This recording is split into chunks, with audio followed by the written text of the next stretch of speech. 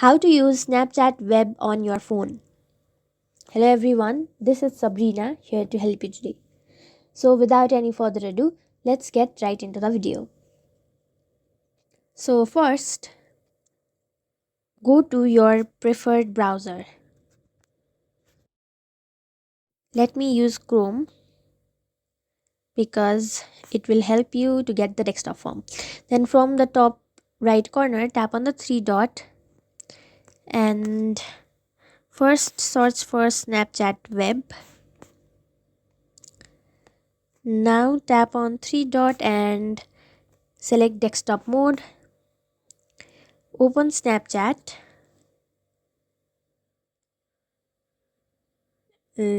From here, add Snapchat web.